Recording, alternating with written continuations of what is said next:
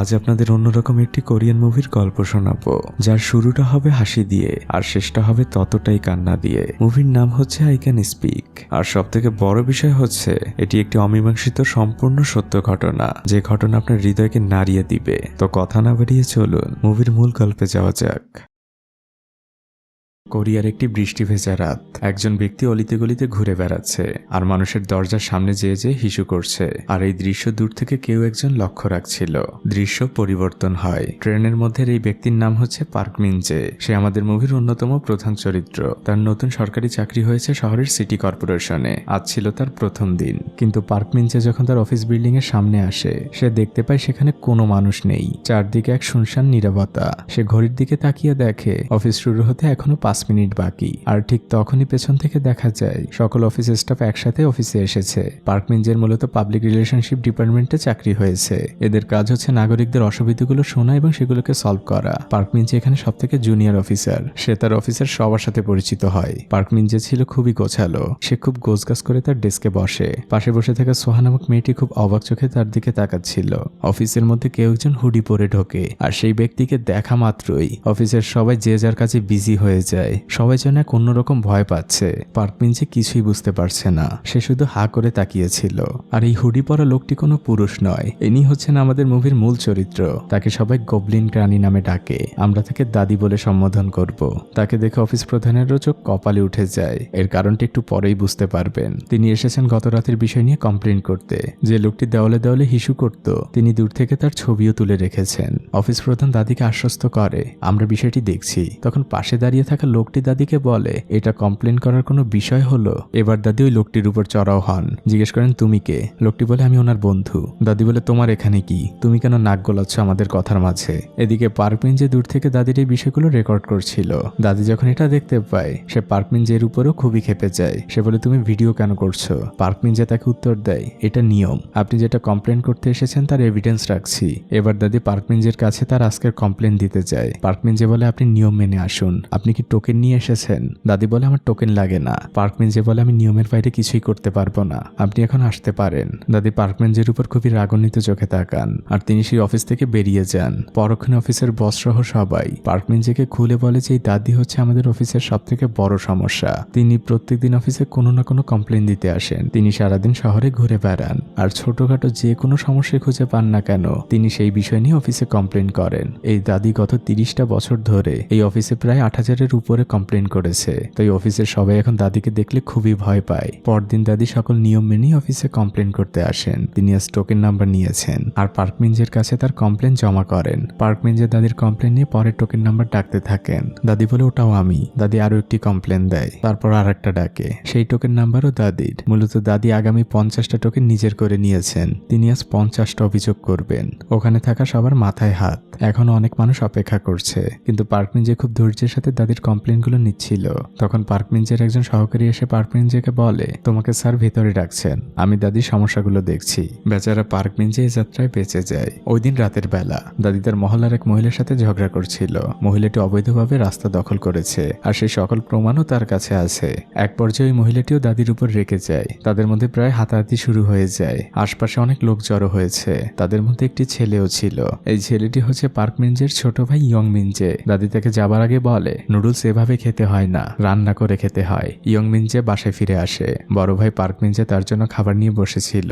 দুই ভাইয়ের কথা থেকে আমরা বুঝতে পারি ইয়ং মিন জে তার বড় ভাই পার্ক মিন জের উপর মোটেও খুশি নয়। সে তার বড় ভাইয়ের সাথে ভালোভাবে কথা বলে না, যেটা নিয়ে পার্ক মিন জে মনে মনে অনেক কষ্ট পায়। কিন্তু ছোট ভাইকে সে কোনো কিছুই বুঝতে দেয় না। পরদিন সকালবেলা দাদি একটি বড় কোম্পানির বিরুদ্ধে অভিযোগ করতে আসে। তারা যে এলাকায় থাকে সেই এলাকা দখল করে অ্যাপার্টমেন্ট বানাচ্ছে। পার্ক মিন জে বলে, তারা তো অনুমতি নিয়ে করছে। দাদি বলে, এর মধ্যে অনেক অবৈধ কাজ তারা করছে আর তার সকল কিছু প্রমাণ এর মধ্যে রয়েছে। পার্ক মিন জে খুব বিরক্ত হয়ে সেই প্রমাণগুলো রেখে দেয়। ওই দিন দাদি একটি রেস্টুরেন্টে তার ছোটবেলার বেস্ট ফ্রেন্ডের জন্য অপেক্ষা করছিল। কিছু সময় পরে তার ফ্রেন্ড সেখানে চলে আসে। দাদি তাকে হাত নেড়ে ইশারা করে। দাদির বেস্ট ফ্রেন্ড দাদির সামনে ফোনে ইংলিশে কথা বলছিল। দাদি মুগ্ধ হয়ে তার ফ্রেন্ডের কথা শুনছিল। তার বান্ধবী এত সুন্দর ইংলিশ বলতে পারে, এটা দেখে দাদি খুবই অবাক হন। বেস্ট ফ্রেন্ডের কথা শেষ হলে দাদি তাকে বলে, তুই এত সুন্দর ইংলিশ বলিস? দাদির ফ্রেন্ড বলে, আমি প্রত্যেকদিন প্র্যাকটিস করি আর প্র্যাকটিস করতে করতে এখন শিখে শিখে গিয়েছি।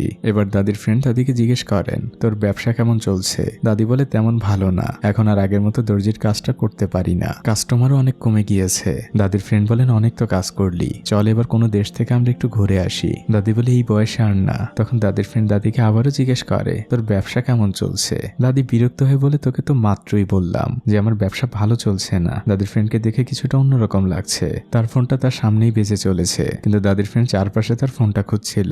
দাদি কিছুটা অবাক হন আর ফোনটা তার ফ্রেন্ডের হাতে দিয়ে বলে, তোর ফোনটা তোর সামনেই রাখা। দাদির ফ্রেন্ড ফোনে কথা বলেন, তাকে এক্ষুনি যেতে হবে। যাবার আগে দাদির ফ্রেন্ড দাদিকে বলেন, তোকে একটি বিষয়ের কথা বলেছিলাম, কিছু তো জানালি না আমাকে। দাদি বলেন, আমি ওই বিষয়ে তোর সাথে কোনো কথা বলতে চাই না। দাদির ফ্রেন্ড তাড়াহুড়ো করে সেখান থেকে বেরিয়ে যান। সে তার রুমালটাও ভুল করে ফেলে গিয়েছে। দাদি সেই রুমালটি নিজের কাছে রেখে দেন। রাতের বেলা দাদি সেলাই মেশিনে কাজ করছিল। তখন টিভিতে প্রোগ্রাম দেখে দাদি একটি ইংলিশ বাক্য শেখেন, সেটা হচ্ছে হোয়াটসঅ্যাপ। দাদি বিড়বিড় করে বারবার সেন্টেন্সটি বলছিল। এরই মধ্যে তার অন্য একজন বান্ধবী সেখানে আসে। দাদি তার বান্ধবীকেও সেই সেন্টেন্সটি শেখাচ্ছিল।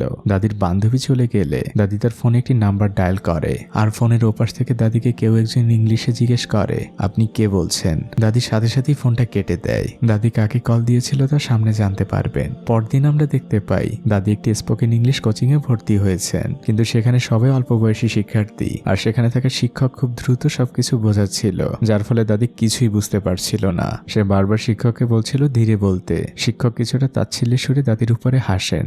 দাদি ওই শিক্ষকের বিষয়ে কর্তৃপক্ষের কাছে কমপ্লেন করতে এসেছেন, কিন্তু লোকটি দাদিকে জানায় এই বিষয়ে তাদের কিছুই করার নেই, কারণ ওখানে দাদি একমাত্র বয়স্ক লোক, আর ওখানে সবাই ইংলিশের বেসিকটা জানে। এদিকে আমরা পার্কমিনজেকে একজন বিদেশির সাথে ইংলিশে খুব সুন্দরভাবে কথা বলতে দেখতে পাই, আর তার পেছনে আমরা দাদিকেও দেখতে পাই। দাদি দূর থেকেই কথাগুলো শুনছিল, আর ধীরে ধীরে সে পার্কমিনজের কাছে আসে। দাদি তো খুবই অবাক, পার্কমিনজে এত সুন্দর ইংলিশ বলতে পারে। ওই লোকটি সেখান থেকে চলে গেলে পার্কমিনজে পেছনেই দাদিকে দেখতে পায়, আর তার চোখ কপালে উঠে যায়। দাদি খুব করে পার্কমিনজেকে রিকোয়েস্ট করছে তাকে যেন পার্কমিনজে ইংলিশ শেখায়। সে এমনি এমনি শিখবে না, তার বিনিময়ে পার্কমিনজেকে সে টাকাও দিবে। কিন্তু পার্কমিনজে তাকে জানায়, আমার হাতে অত সময় নেই, আমি সারাদিন অফিস করি, আপনার মতো অনেক মানুষেরই কমপ্লেন জমে আছে, আমার সময় হবে না, আপনি আমাকে মাফ করবেন। পার্কমিনজে সেখান থেকে চলে যায়। কিন্তু দাদিও নাছর বান্দা, সে দিনরাত পার্কমিনজেকে ফোন করতে থাকে যেন তাকে সে ইংলিশ শেখায়। পার্কমিনজে এই বৃদ্ধ মহিলার উপরে খুবই বিরক্ত। পরদিন সকালবেলা দাদি পার্কমিনজের অফিসে আসে, আর তার সামনে কিছুটা দূরেই বসে থাকে আর জোরে জোরে ইংলিশ পড়ছিল। পার্কমিনজে তখন তার কাছে যেয়ে বলে, আপনি কিন্তু আমাদের কাজে অসুবিধা করছেন। দাদি তাকে জিজ্ঞেস করে, তুমি কি আমাকে ইংলিশ শেখাবে না? পার্কমিনজে বলে, না। দাদি বলেন, ভেবে বলছো তো? পার্কমিনজে বলে, আমি ভেবেই বলছি। দাদি বলেন, ঠিক আছে। দাদি এবার কয়েক হাজার কমপ্লেন ভর্তি একটি ব্যাগ হাতে নেন, আর সেগুলো নিয়ে যখন তিনি জমা দিতে যাচ্ছিলেন তখন পার্কমিনজের সকল কলিগেরা তার কাছে হাত জোর করে রিকোয়েস্ট করে দাদিকে ইংলিশ শেখানোর জন্য। দাদির ইংলিশ শেখা শুরু হয়। পার্কমিনজে তাকে একটি ওয়ার্ড বুক দেয়। দাদি বলেন, এগুলো তো আমি ছোটবেলায় শিখেছি। পার্কমিনজে এবার দাদিকে একটি ডিকশনারি বের করে দেন, আর তাকে সেটি দিয়ে বলেন, আপনি এখান থেকে কিছু ওয়ার্ড মুখস্থ করবেন, কাল আমি আপনার পরীক্ষা নিব, আপনি যদি 80% মার্ক পান তাহলেই আমি আপনাকে ইংলিশ শেখাবো। ওই দিন রাতের বেলা দাদি একদম ছোট মানুষের মতো টেবিল চেয়ারে পড়তে বসেন। পরদিন সকালবেলা দাদির এক্সাম শুরু হয়। পার্কমিনজে পাশেই দাঁড়িয়েছিল। দাদি খাতে ইংলিশ ওয়ার্ড লিখছিল। এক্সাম শেষে পার্কমিনজে দাদির খাতা দেখতে বসেন। সে খুব মনোযোগ দিয়ে দাদির খাতা দেখছিল, আর খাতা দেখা শেষে ফলাফল দাদি 75 পেয়েছেন। পার্কমিনজে দাদিকে বলে, আপনি ভালোই পেয়েছেন, কিন্তু আপনি 80% পাননি, তার মানে আমি আপনাকে ইংলিশ শেখাচ্ছি না। দাদি বলেন, সামান্য একটুর জন্যই তো। পার্কমিনজে সেখান থেকে চলে যায়। দাদি তার পরীক্ষার খাতাটি নিয়ে সেখানেই চুপচাপ বসে থাকেন। পার্কমিনজে একটি রেস্টুরেন্টে বসে খাওয়া দাওয়া করছিল। তারপর সে যখন বাসে করে বাসায় ফিরছিল, সে তার ভাইয়ের জন্য অনলাইনে পিৎজা অর্ডার করছিল। আর তখন হঠাৎ করেই পার্কমিনজে বাসের জানালা দিয়ে তার ছোট ভাইকে দেখতে পায়। সে সাথে সাথেই বাস থেকে নেমে যায় আর ছোট ভাইকে ফলো করতে থাকে। বড় ভাই পার্কমিনজে বুঝতে পারছে না তার ছোট ভাই ঠিক কোথায় যাচ্ছে। এই গলি ও গলি করে ছোট ভাইটি একটি ঘরের সামনে এসে দাঁড়ায়, আর সেই ঘরের মধ্যে ঢুকে গেলে পার্কমিনজেও সেই ঘরের সামনে যায়। এটা ছিল একটি দর্জির দোকান। পার্কমিনজে খুব ধীর পায়ে ওই দোকানের মধ্যে ঢোকে। সেখানে কেউই ছিল না। আর ঠিক তখনই পার্কমিনজের সাথে দাদির দেখা হয়। তারা দুজনেই চিৎকার করে ওঠে। মূলত এটা ছিল দাদিরই দোকান। পার্কমিনজেকে এখানে দেখে দাদি খুবই অবাক হন। দুই ভাই অপেক্ষা করছিল। তখন দাদি তাদের জন্য খাবার নিয়ে আসে। খাবারগুলো ছিল খুবই সুস্বাদু। ছোট ভাই সাথে সাথেই খেতে বসে। খাবারগুলো দেখে পার্কমিনজেরও খুবই লোভ লাগছিল। দাদি তাকেও খেতে বলে। পার্কমিনজে এক মুহূর্ত অপেক্ষা করে না, সে সাথে সাথে খেতে শুরু করে। এমন বাড়িতে রান্না খাবার এই দুই ভাই লাস্ট কবে খেয়েছে তাদের মনে নেই। খাওয়া দাওয়া শেষে পার্কমিনজে দেখতে পায় দাদির দেওয়ালে অনেকগুলো ইংলিশ নোট ঝুলানো। দাদি পার্কমিনজের জন্য কিছু মিষ্টি আর চা নিয়ে আসে। পার্কমিনজে দাদিকে জিজ্ঞেস করে, আপনি আমার ছোট ভাইকে কেন খাওয়ান? দাদি বলে, বলেন ও তেমন কিছু না, একদিন ওকে রাস্তায় রান্না ছাড়া নুডলস খেতে দেখেছিলাম। তারপর থেকে মাঝে মাঝে আমি নিজের হাতে ওকে রান্না করে খাওয়াই। আমি জানতাম না যে ও তোমার ছোট ভাই, আর আমারও তো কেউ নেই, তাই খাওয়ার জন্য একজন সঙ্গীও পেয়ে যাই। পার্কমিঞ্জে কিছুটা অশ্রু ভেজা চোখে দাদিকে ধন্যবাদ বলে। চায়ের কাপে চুমুক দিতে দিতে পার্কমিঞ্জে দাদিকে বলে, তাহলে রবি, মঙ্গল আর বৃহস্পতিবার আমি আপনাকে ইংলিশ পড়াতে আসবো। এ কথা শুনে দাদির চোখ কপালে উঠে যায়। পার্কমিঞ্জে তাকে আরো বলে, আমি আপনার কাছ থেকে কোনো টাকা নিব না। দাদি বলেন, তা কি করে হয়? পার্কমিঞ্জে বলে, আপনি শুধু মাঝে মাঝে আমার ছোট ভাইটাকে খাওয়ালেই হবে। দাদি খুশি হয়ে বলেন, এটা তো আমার অনেক প্রিয় একটা কাজ।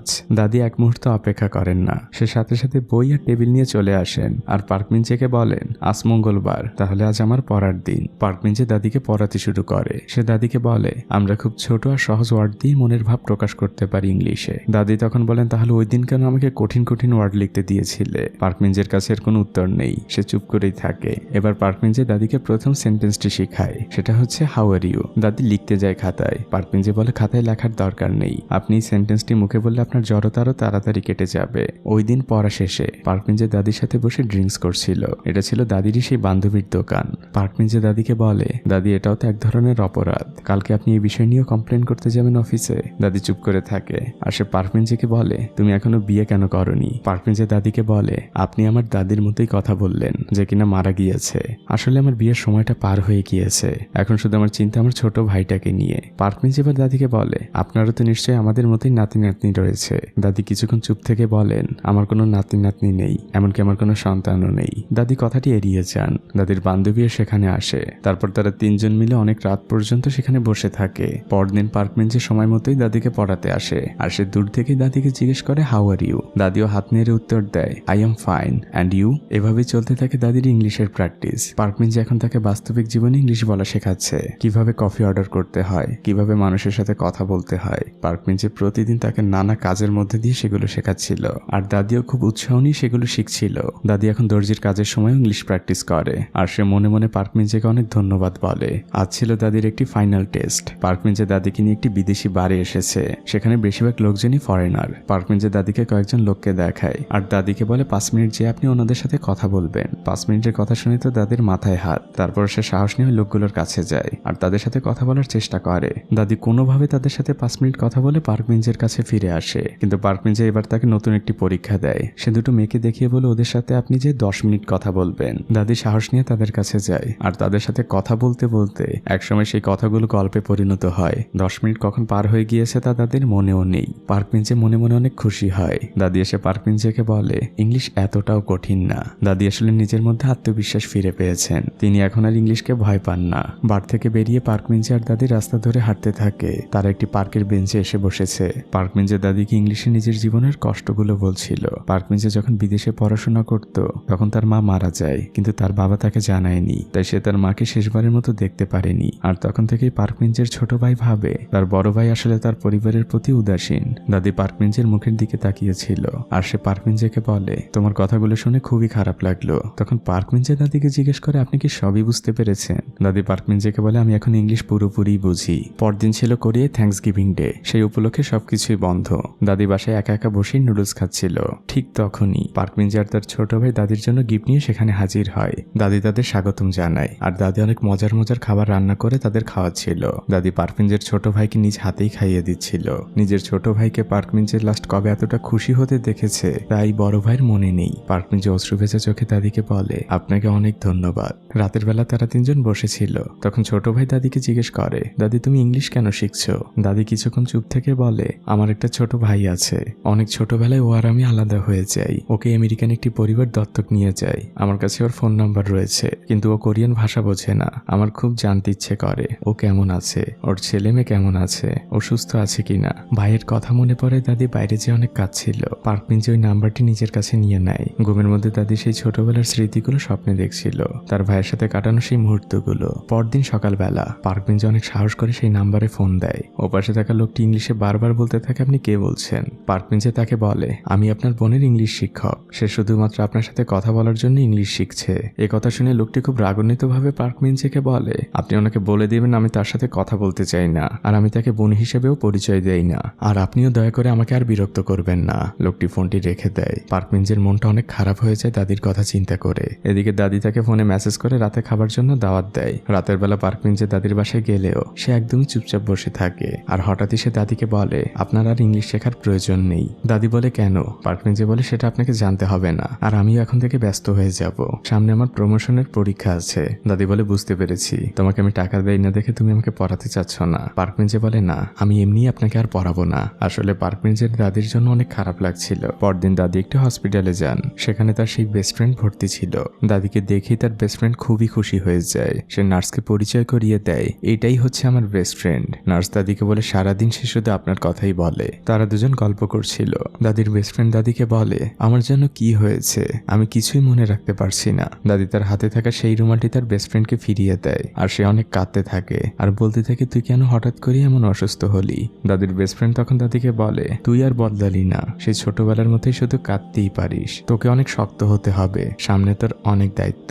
এরই মধ্যে দাদির ফ্রেন্ডের নাতনি সেখানে আসে। সেই নাতনি দাদির সাথে একটু আলাদা কথা বলতে চায়। সে দাদিকে বলতে থাকে, আপনার বেস্ট ফ্রেন্ড অর্থাৎ আমার নানির অবস্থা খুব একটা ভালো না, আগামী কয়েক মাসের মধ্যেই হয়তো সে সবকিছুই ভুলে যাবে, আপনি কি আমাদের সাহায্য করবেন? দাদি অন্যদিকে তাকিয়ে থাকে। মেয়েটি বলে, এটা কি আপনার জন্য অনেক কঠিন হয়ে যাবে? দাদি কোনো উত্তর দেয় না। এটা কিন্তু আপনার বেস্ট ফ্রেন্ডের শেষ ইচ্ছা। মেয়েটি আসলে দাদির কাছে কি সাহায্য চাচ্ছে তা আপনারা একটু পরেই বুঝতে পারবেন। দাদি যখন তার কলোনিতে ফিরে আসে, সে দেখতে পায় তার প্রতিবেশী সেই দোকানদারকে পুলিশ ধরে নিয়ে যাচ্ছে।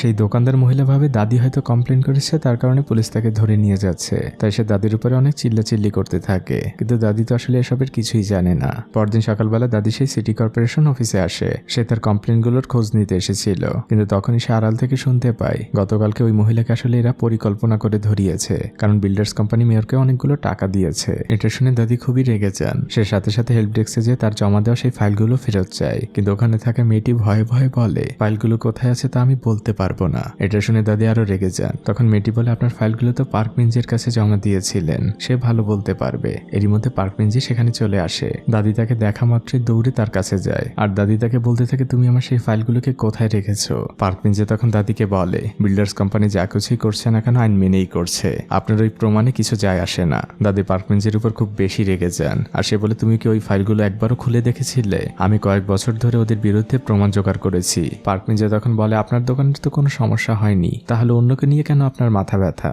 দাদি বলেন, আমি এত কমপ্লেন করি কি আমার নিজের জন্য?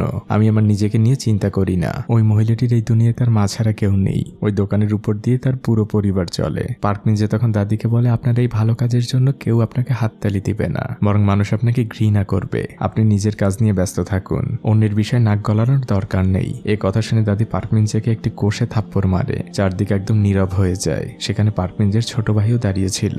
নীরবতাটা পার্কমিঞ্জিই ভাঙে। সে দাদিকে রাগান্বিত ভাবে বলে, আপনার ইংলিশ শেখার কোনো প্রয়োজন নেই। আপনি ইংলিশ শিখে যে ভাইয়ের সাথে কথা বলতে চান, সে আপনার সাথে কোনোদিনও কথা বলতে চায় না, এমনকি আপনার পরিচয় দিতে রাজি না। সে আপনাকে ঘৃণা করে। দাদির এই কথা শুনে চোখ কপালে উঠে যায়, আর সাথে সাথে তার বুকে ব্যথা শুরু হয়ে যায়। সবাই এসে দাদিকে ধরে। দৃশ্য পরিবর্তন হয়। পার্কমিঞ্জি একদম চুপচাপ হয়ে গিয়েছে। দাদির সাথে খারাপ ব্যবহারের জন্য তার মনটা ভীষণ খারাপ। পার্কমিঞ্জি অফিসের স্টোর রুমে যায়, আর সে সেখান থেকে খুঁজে দাদি সেই পুরনো ফাইলটি বের করে, যেখানে ওই বিল্ডার্স কোম্পানির বিরুদ্ধে অনেক প্রমাণ ছিল। পার্কমিঞ্জি ওই প্রমাণগুলো দেখে খুবই অবাক হয়, কারণ তার এই বিষয়গুলো জানা ছিল না। এদিকে দেখা যায় সেই বিল্ডার্স কোম্পানির গ্যাংস্টার এসে সেই দোকানটি উচ্ছেদ করার চেষ্টা করছে। দোকানদার মহিলা তাকে বাধা দেওয়ার অনেক চেষ্টা করছিল, কিন্তু অসহায় মহিলাটি তার সাথে পেরে উঠছিল না। তখন সেখানে পার্কমিঞ্জি আসে আর সবাইকে থামতে বলে। তখন গ্যাংস্টার জিজ্ঞেস করে, তুমি কে? পার্কমিঞ্জি তার পরিচয় দেয়। গ্যাংস্টার বলে, তাহলে তো আপনি আমাদেরই লোক, এদেরকে একটু বুঝিয়ে বলুন, এই জায়গায় তারা অবৈধভাবে থাকে, তাদের এখান থেকে চলে যেতে হবে। কিন্তু পার্কমিঞ্জি তাকে উত্তর দেয়, যেহেতু কোর্টের রায় এখনো আসেনি, সেহেতু এই জায়গায় এখনো তারা থাকতে পারবে। তারা এখানে থাকবে কি থাকবে না সেটা আইন ডিসাইড করবে, আপনি ডিসাইড করার কেউ না। পার্কমিঞ্জির এই কথায় মহল্লার সবাই অনেক খুশি হয়। তারা সবাই নিজেদের মধ্যে এক আত্মবিশ্বাস ফিরে পায়। কিন্তু এই কাজের জন্য পার্কমিঞ্জিকে তার বস ফোন করে অনেক ঝাড়ি দিতে থাকে। কিন্তু পার্কমিঞ্জি তার বসকে জানিয়ে দেয় সে ন্যায় বিচারের জন্য এই মহল্লাবাসীর পাশেই থাকবে। ওই মহল্লার সবাই পার্কমিঞ্জিকে মন থেকে অনেক ধন্যবাদ জানায়। পার্কমিঞ্জি ফিরে যাবার সময় তার চোখ পড়ে দাদির দোকানের দিকে। সে কিছুক্ষণ চুপচাপ সেদিকে তাকিয়ে থাকে। এদিকে দাদি তার বেস্ট ফ্রেন্ডকে দেখতে হসপিটালে এসেছে। সে তার ফ্রেন্ডকে ইংলিশে জিজ্ঞেস করছিল, হাউ আর ইউ, কিন্তু তার ফ্রেন্ড একদমই নির্বাক। দাদি বলে, তুই এত তাড়াতাড়ি সবকিছু ভুলে যেতে পারিস না। তুই তো বলতি ওদেরকে একটি শিক্ষা দিবি, ওদেরকে আইনের কাঠগড়ায় দাঁড় করাবি, কিন্তু তুই এভাবে চুপ হয়ে গেলে কে দাঁড় করাবে ওদের আইনের কাঠগড়ায়? এরই মধ্যে দাদির বেস্ট ফ্রেন্ডের নাতনি সেখানে আসে। সে দাদিকে বলে, সে এখন আর কাউকে চিনতে পারে না, আমাকেও চিনতে পারে না, কিন্তু সে সবকিছু ভুলে যাওয়ার আগে আপনার জন্য একটি চিঠি রেখে গিয়েছে। আছে সেটা আপনাকে দিতে বলেছিল। দাদি চিঠিটা খোলে। চিঠি পড়ে দাদির দু চোখ পানিতে ছলছল করছিল। এরই মধ্যে একজন লোক ওই রুমে প্রবেশ করে। সে দাদিকে জিজ্ঞেস করে, আপনিও তো আপনার ফ্রেন্ডের মতোই একজন কমফোর্ট ওমেন, তাই না? তখন পাশে দাঁড়িয়ে থাকা মেয়েটি লোকটিকে বলে, আপনাকে এখন এখানে আসতে নিষেধ করেছিলাম, আমি এখনো তাকে কিছুই জানাইনি। তখন লোকটি তার পরিচয় দাদিকে দেয়। সে একজন নিউজ রিপোর্টার, সেই সাথে সে রেজুলেশন 121-এরও একজন সদস্য, যারা কমফোর্ট ওমেনদের ন্যায় বিচারের জন্য যুক্তরাষ্ট্রের আদালতে মামলা করেছে। মূলত এই রিপোর্টার দাদির একটি ইন্টারভিউ নিতে চায়। পাশে দাঁড়িয়ে থাকা মেয়েটি রিপোর্টারকে থামতে বলে। তখন দাদি বলে, ওকে বলতে দাও, আমি ইন্টারভিউ দিব। পরদিন কোরিয়ার সব থেকে বড় জাতীয় দৈনিকের প্রথম পাতায় দাদির ছবি প্রকাশ পায়। সেই সাথে প্রকাশ পায় এত বছর লুকিয়ে রাখা দাদির এক নির্মম সত্য ঘটনা। দাদি একজন কমফোর্ট ওমেন, যাকে 1943 সালে মাত্র 13 বছর বয়সে যুদ্ধের সময় জাপানি সৈনিকেরা ধরে নিয়ে গিয়েছিল তাদের ক্যাম্পে। তারপর দিনের পর দিন, মাসের পর মাস জাপানি সৈনিকেরা তার উপর চালিয়েছিল শারীরিক নির্যাতন। দাদির জীবনের এই অজানা গল্প শুনে সবাই অনেক কাঁদছিল। দাদি তার মায়ের কবরের পাশে এসেছে, কারণ সে তার মাকে প্রমিস করেছিল সে বেঁচে থাকতে কোনোদিনই এই ঘটনা কাউকেই বলবে না। কিন্তু আজ সেই ঘটনা সে সবাইকে বলে দিয়েছে। তাই সে তার মায়ের কাছে ক্ষমা চায়। মূলত জাপান কোরিয়া যুদ্ধের সময় যে মেয়েগুলোকে জাপানিজ ক্যাম্পে ধরে নিয়ে যেয়ে নির্যাতন চালানো হয়েছিল তাদেরকে কমফোর্ট ওমেন বলা হয়। দাদি বাসায় ফিরে তার ঘরের কাজগুলো করছিল, আর তখনই আমরা দরজায় পার্ক মিনজেকে দেখতে পাই। দাদি আর পার্ক মিনজে দুজন দুজনের দিকে কিছুক্ষণ চুপচাপ তাকিয়ে থাকে। দাদি তারপর পার্ক মিনজের কাছে যেয়ে ধীর গলায় বলে, তোমার নিশ্চয়ই খাওয়া হয়নি, একটু অপেক্ষা করো, আমি খাবার নিয়ে আসি। তখন পার্ক মিনজে ধীর গলায় বলে, দাদি আমি সরি। পার্ক মিনজে সরি বলতেই থাকে আর কাঁদতে থাকে। তখন দাদি যেয়ে তাকে জড়িয়ে ধরে। এরপর দাদি তার আলমারি থেকে খুব পুরনো একটি বাক্স বের করে। তার মধ্যে ছিল খুব পুরনো একটি বই, আর সেই বইয়ের ভাঁজের মধ্যে খুব পুরনো একটি ছবি। দাদি পার্ক মিনজেকে বলতে থাকে, এটা এমন এক স্মৃতিময় ছবি যে স্মৃতি আমি সবসময় ভুলতে চাই। এতটা বছর যে স্মৃতি থেকে পালিয়ে বেড়াচ্ছি। আমি এই ছবিটি গত 60 বছর কাউকে দেখাইনি, আজ তোমাকে প্রথম দেখালাম। ছবির এই যে মেয়েটাকে দেখতে পাচ্ছ, এটা আমি। আর আমার পাশে দাঁড়ানো ওই মেয়েটি, সে আমার বেস্ট ফ্রেন্ড, যে এখন হসপিটালে ভর্তি আছে। ছবিটি জাপানিজ ক্যাম্পেই তোলা। ওরা আমাদের উপর প্রত্যেকদিন অমানসিক নির্যাতন চালাতো। আমি আর সহ্য করতে পারছিলাম না। চেষ্টা করেছিলাম এই পৃথিবী থেকে বিদায় নিতে, কিন্তু আমার ওই বেস্ট ফ্রেন্ড, ও আমাকে বাঁচিয়েছে, আমাকে বুঝিয়েছে, আমার মধ্যে সাহস জুগিয়েছে, আমাকে বলেছে না কাঁদতে, সব সময় হাসি মুখে থাকতে। এই যে এখন এভাবে বেঁচে আছি, তার পিছনে ওর অবদান অনেক। আমরা ওই ক্যাম্প থেকে বেরিয়ে জাপানিজ সৈনিকদের বিরুদ্ধে অভিযোগ করেছিলাম, কিন্তু আমাদের যে ইংলিশ ট্রান্সলেটর ছিল, সে আমাদের বলা কথাগুলো না লিখে ভুল কথা লিখেছিল। যে বিষয়টি আমার বেস্ট ফ্রেন্ড যখন বুঝতে পেরেছিল, তারপর থেকে সে ন্যায় বিচারের জন্য ইংলিশ শিখতে শুরু করেছিল। এই যে জাপানিজদের বিরুদ্ধে চিঠিটা ওরই লেখা। কিন্তু যেদিন আমি বুঝতে পেরেছিলাম আমার বেস্ট ফ্রেন্ড সবকিছুই ভুলে যাচ্ছে, সেই দিন থেকেই আমি ইংলিশ শিখতে শুরু করেছিলাম। কারণ আমি জানতাম আমার হেল্প ওর অবশ্যই দরকার হবে। আমি কখনোই আমার ভাইয়ের সাথে কথা বলার জন্য ইংলিশ শিখিনি। ও যে আমাকে ঘৃণা করে আমি আগে থেকেই জানতাম। দাদি পার্ক মিনজেকে বলে, তুমি কি আমাকে আমার শেষ লড়াইটা লড়তে সাহায্য করবে? দৃশ্য পরিবর্তন হয়। দাদিকে তার এই বান্ধবী কয়েকদিন ধরেই এড়িয়ে চলছে। দাদি তার পিছু পিছু ছুটে যায় আর বলে, তুমি আমাকে এড়িয়ে কেন চলছো? আমার অতীত জেনে তুমি আমার সাথে এখন আর কথা বলতে চাও না? তখন দাদির বান্ধবী দাদিকে বলে, তুমি আমাকে কখনো বন্ধুই ভাবনি। এত বড় একটি বিষয় তুমি আমার কাছ থেকে লুকিয়ে রেখেছো। নিউজ পেপারে তোমার গল্প জানার পরে আমি কত কেঁদেছি তুমি জানো? সেই বান্ধবী দাদিকে জড়িয়ে ধরে আর দাদিকে বলতে থাকে, তোমার অনেক কষ্ট হয়েছিল তাই না? দাদিও তখন হাউমাউ করে কেঁদে দেয়। পরদিন দাদির পাসপোর্টের জন্য ছবি তোলা হয়। এর কয়েকদিনের মধ্যে পার্ক মিনজে এসে দাদিকে তার পাসপোর্টটি দেয় আর বলে, পাসপোর্টের ছবিটি কিন্তু অনেক সুন্দর হয়েছে। আমেরিকার আদালতে যে বিষয়গুলো নিয়ে সে বলবে, সেই বিষয়গুলো সে সবার সামনে প্র্যাকটিস করছিল। সে মাঝে মাঝেই ভুলে যাচ্ছিল, আবার নিজেকে শুধরে নিচ্ছিল।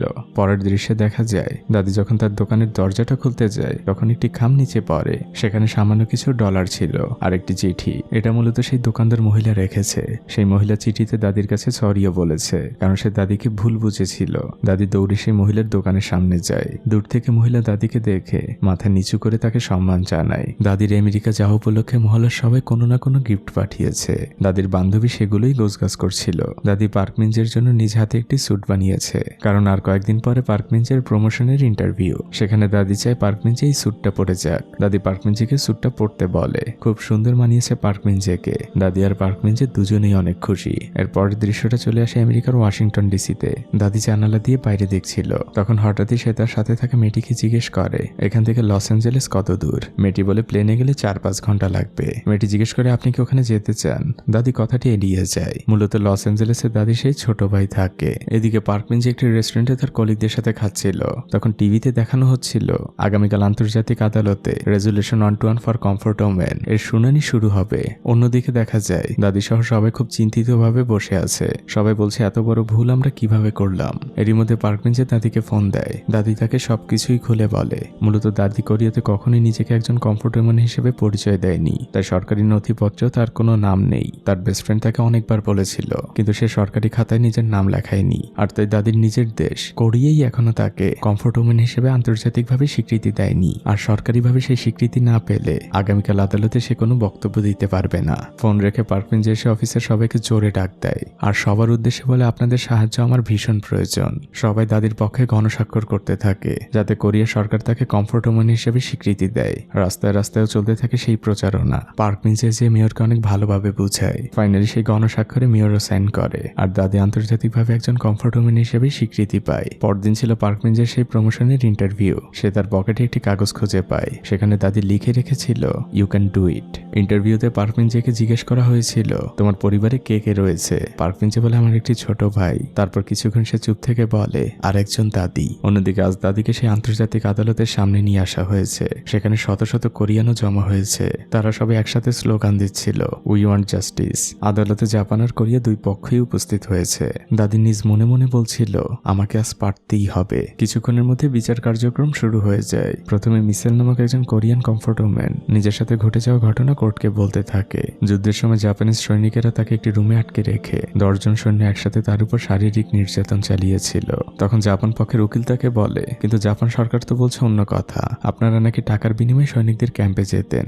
এই কথা শুনে ভদ্রমহিলা খুবই রেগে যান। তিনি বলতে থাকেন, টাকার জন্য কেউ নিজেকে কি 10 জন হায়নার হাতে তুলে দেয়? এরপর জাপান পক্ষের উকিলরা একের পর এক প্রশ্ন করে মহিলাটিকে অপমান করতে থাকে। মহিলাটি রাগে ক্ষোভে কাঁপতে কাঁপতে সেখান থেকে নেমে যান। দাদিও তাকে সান্ত্বনা দেয়। এবার বিচারক দাদিকে সাক্ষী দিতে ডাকে, কিন্তু তখনই জাপান পক্ষের উকিলেরা প্রশ্ন তোলে। তারা বলতে থাকে, উনি যে একজন কমফোর্ট ওমেন সেটাই তো তিনি এখনো প্রমাণ করতে পারেননি। তখন বিচারক বলেন, কোরিয়ান সরকার তাকে কমফোর্ট ওমেন হিসেবে স্বীকৃতি দিয়েছে। জাপান পক্ষের উকিল তখন রেগে যেয়ে বলে, শুধু স্বীকৃতি যথেষ্ট নয়, আমাদের প্রমাণ দরকার। জাপান পক্ষ থেকে অনেক কটূক্তি করতে থাকে দাদিকে উদ্দেশ্য করে। বিচারক সবাইকে থামতে বলে আর দাদির কাছে জিজ্ঞেস করে, আপনি কি প্রমাণ করতে পারবেন যে আপনি একজন কমফোর্ট ওমেন? দাদি তো ইংলিশ অতটা ভালো বোঝে না। সে না বুঝেই বিচারককে উত্তর দেয়, ইয়েস আই ক্যান স্পিক, যেটা কিনা এই মুভির নাম। দাদি তার হাতে একটি কাগজ নিয়ে এসে মঞ্চে দাঁড়ায়। শত শত মুখ তার দিকে তাকিয়ে আছে। ক্যামেরার ফ্ল্যাশের আলোতে চারদিক আলোকিত, কিন্তু দাদির মুখ থেকে কোনো কথা বের হচ্ছে না। সে এক অজানা ভয় পাচ্ছে। তার কানে শুধু জাপানিজ মানুষগুলোর কটূক্তি ভাসছে। বিচারকও তাকে পেছন থেকে বারবার বলছে, আপনি আপনার কথাগুলো বলুন, কিন্তু দাদি চুপ করেই থাকে। তখন বিচারক দায়িত্বে থাকা লোকগুলোকে বলে দাদিকে সরিয়ে নিতে। দাদির সাথে থাকা সেই মেয়েটি দাদিকে চিৎকার করে বলতে থাকে, ইউ ক্যান স্পিক। দাদি খুবই ভয় পাচ্ছিলেন। আর ঠিক তখনই তার কানে আসে খুব পরিচিত একটি কণ্ঠস্বর। সে দাদিকে জিজ্ঞেস করছে, হাউ আর ইউ? দাদি চারপাশে সেই মানুষটিকে খুঁজতে থাকে আর উত্তর দেয়, I am fine and you? তখন আমরা দরজার ওপাশে পার্ক বেঞ্চেকে দেখতে পাই। সে দাদিকে চিৎকার করে বলছে, ইউ ক্যান স্পিক। তখন দাদি উত্তর দেয়, ইয়েস আই ক্যান স্পিক। দাদি তার হারিয়ে ফেলা আত্মবিশ্বাস আবারও ফিরে পায়। সেই মেয়েটি যে গার্ডদের জানায় পার্ক বেঞ্চে দাদিরই সদস্য। পার্ক বেঞ্চে তার কাছে থাকা দাদির সেই ছোটবেলার ছবিটি তার সাথে করে নিয়ে এসেছে, যেটা জাপানিজ ক্যাম্পে তোলা হয়েছিল।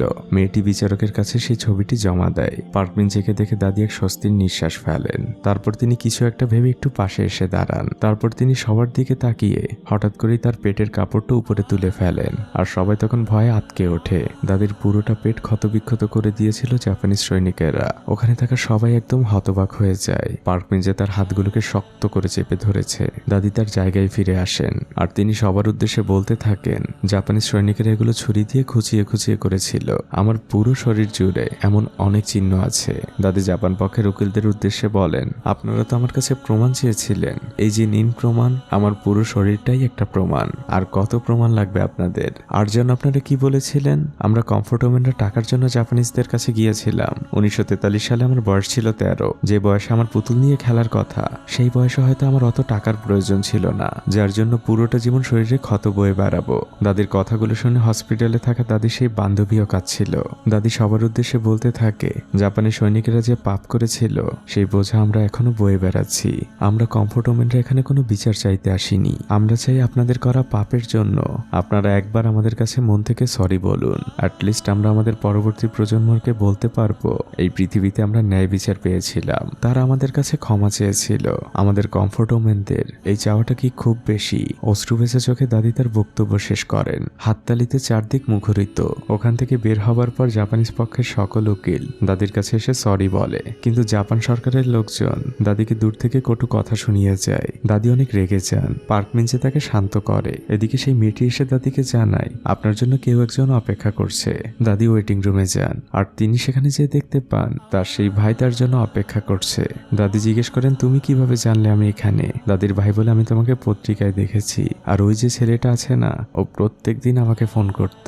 দাদির ভাই দাদিকে শক্ত করে জড়িয়ে ধরে। আর দুই ভাই বোনের এই সুন্দর মুহূর্তের মধ্যে দিয়েই এই মুভিটি এখানেই শেষ হয়ে যায়। 2007 সালের 30 জুলাই কমফোর্টেবল রেজুলেশন 121 আন্তর্জাতিক আদালতে পাশ হয়। এই ছবিগুলো ছিল সেই সময়কার সত্যিকারের ছবি, আর ইনি ছিলেন সেই সত্যিকারের দাদি। আরেকটি বাস্তব কথা শুনবেন, জাপান এখনো এই মানুষগুলোর কাছে ক্ষমা চায়নি। আমাদের দেশেরও অনেক বোনের সাথে ঘটে যাওয়া এমন ঘটনার পৃথিবীর শেষ বিচারটাও ঠিক এমনই হয়। আমি আমার পুরনো একটি ভিডিওতে তনুর কথা বলেছিলাম, যার জন্য আমি আপনি রাজপথে আন্দোলন করেছিলাম। এতটা বছর পরেও কি তনু তার ন্যায় বিচার পেয়েছে? জানি আপনিও আমার মতোই ভুলে গিয়েছেন তনুকে, আর এটাই পৃথিবীর বাস্তবতা। তবে এই মানুষগুলো পৃথিবীতে ন্যায় বিচার না পেলেও কোনো এক জায়গায় ঠিকই পেয়ে যাবে, তখন সেখানে ক্ষমতার দাপট কাজ করবে না। তো আজ এই পর্যন্তই। ভিডিওটি কেমন লাগলো আমাকে অবশ্যই কমেন্ট করে জানাবেন। ভালো থাকবেন আপনারা। আজকের মতো বিদায়।